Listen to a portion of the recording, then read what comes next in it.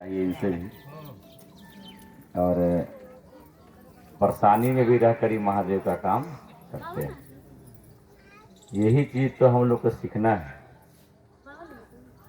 जैसे भगवान शिव को हम लोग गुरु बनाए हैं और उस भगवान शिव से हम लोग का संबंध था खानदान से भी, खानदान दर खानदान। मेरे पिताजी, हम देखते थे, मैं छोटा था कि 2 घंटा रोज शिव जी का पूजा करते, शिव जी को पूजा करते थे, 2 घंटा करते थे। स्कूल उनको जाना होता था तो 2 घंटा पूजा करके वो स्कूल जाते थे, मैंने सवेरे उठ जाते थे।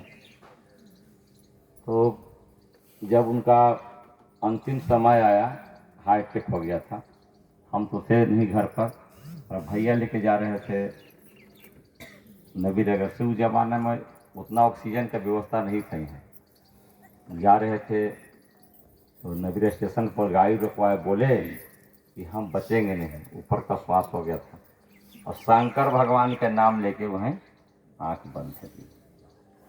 तो फिर शिव चर्चा में हम लोग जुड़े। तो एक दिन हम साहब से पूछे रांची में, यह सर कोई आदमी मरते समय अगर शिव भगवान का नाम लेकर जाता है तो उसे क्या मिलता है?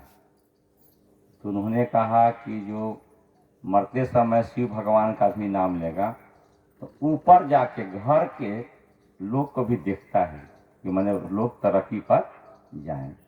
कभी कभी सुने होंगे कि फलना व्यक्ति मरा ना, पूरा घरवा नहस तहस हो गया, सुने हैं ना। यानी कि कुछ ऐसा आदमी मरता है जो सोचता है कि पूरा परिवार मर जाते हैं ना, साथे हम लेकर चल जाते हैं। तभी आप सुने होंगे कि गांव में घूमते हैं। हमारे गांव में कोई लड़का गुजर गया था तो सब लोग कहते थे ना कि चापाकल चलाता है तो कुछ करता है। हम गांव में घूमे, हमको महसूस नहीं हुआ, लेकिन ऐसा मिलता है। यानी कि जैसा आपका मन रहेगा वैसा सुंदर रिजल्ट मिलता है।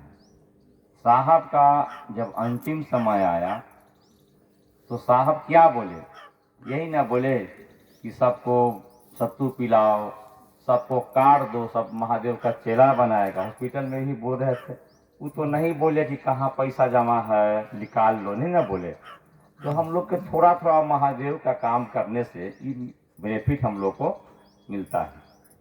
मैं महसूस किया हूँ कि मेरे पिताजी बराबर हमको मदद करते हैं, सपना में ही कभी कभी आते हैं।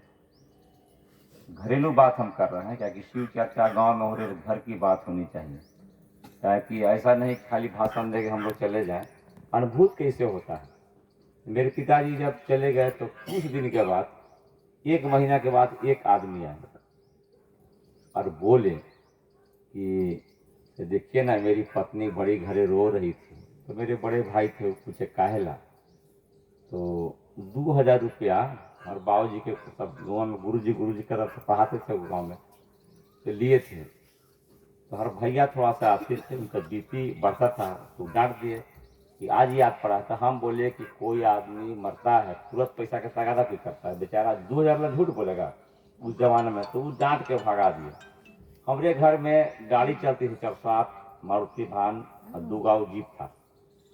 तो हम सपना में देख रहे हैं कि 4-7 गाड़ी पर हम बैठे हुए हैं और पिताजी आए, तो वो आदमी के नाम बताए हमको कि फलना आदमी का तुम पैसा दे देना।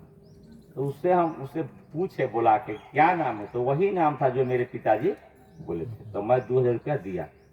हम बहन के भी 2 शादी किए हैं पिताजी गुजरने के बाद, और दोनों शादी में मैंने एक पिताजी के जाने के बाद 8 साल के बाद किए थे, एगो लगता कि 10 साल के बाद किए।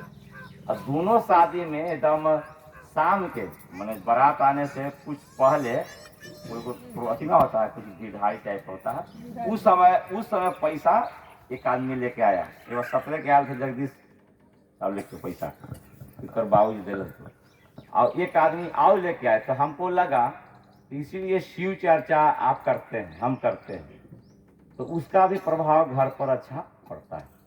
पड़ता है, नहीं पड़ता तो आप नहीं आते ना हम आते, ना आपको कोई जाने देता ना हमको कोई जाने देता। यानी कि शिव की बात कीजिएगा तो थोड़ा इसका जो बेनिफिट है ज़्यादा है। और शिव के पूजा का भी खराब नहीं है। हम ये नहीं कहें पूजा खराब, पूजा का ही अच्छा है, लेकिन पूजा में मेरा आपका मन टिक नहीं पाता है।